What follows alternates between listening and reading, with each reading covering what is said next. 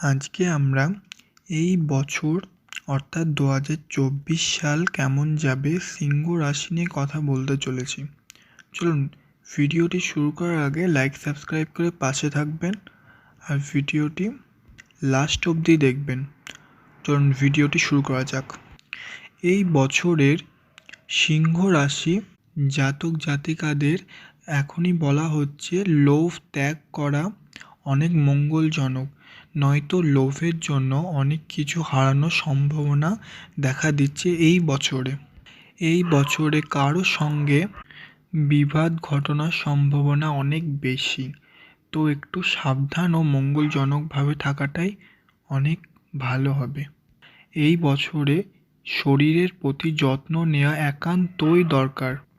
এই বছরের আয়ের সম্ভাবনা অনেক বেশি, কিন্তু একটু মনোযোগ দিয়ে কাজকর্মর সম্ভাবনাটা বাড়ানোটাই উচিত।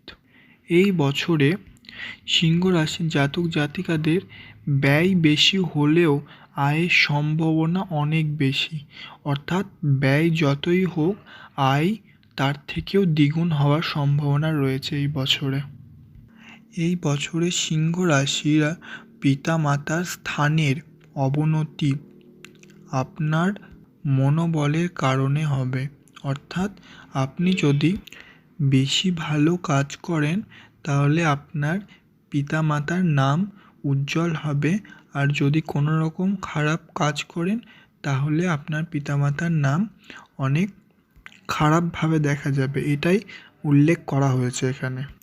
এই বছরে যা দেখা দিচ্ছে, ধৈর্য না হারালে গবেষণায় সুফল লাভ করবেন।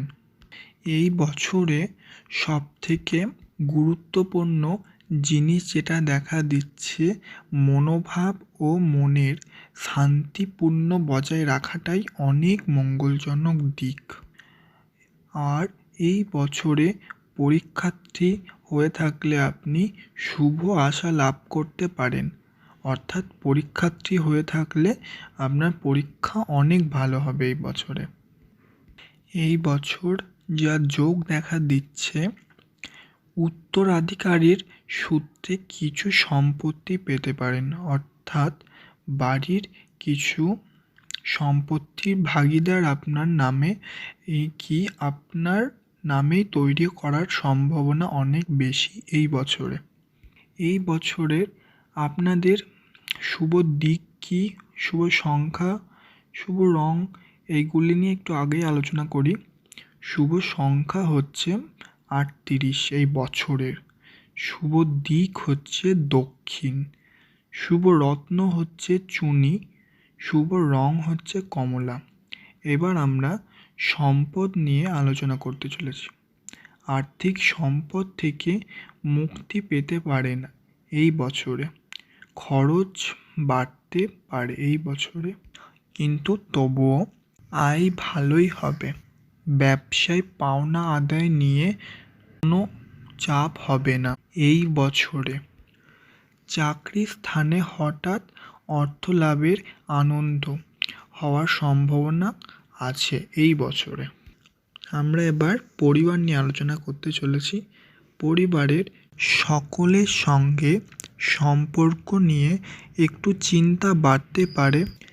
পিতার সঙ্গে সামান্য কারণে এই বছরে বিবাদ বাঁধতে পারে, তো একটু সাবধানভাবে চলা মঙ্গলজনক আমার মতে বলে।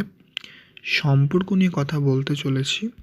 শত্রুর কারণে কোনো সম্পর্ক নষ্ট হতে পারে এই বছর, তো একটু এই কথাগুলি মাথায় রেখেই কাজ করাটা অনেক মঙ্গলজনক আপনার।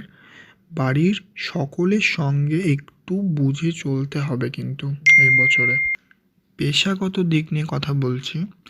জীবিকা ব্যাপারে চিন্তা বাড়বে না এবারে, অর্থাৎ জীবিকা নিয়ে আপনার এই বছরটি অনেক মঙ্গলভাবে এবং শুভ কামনায় যাবে।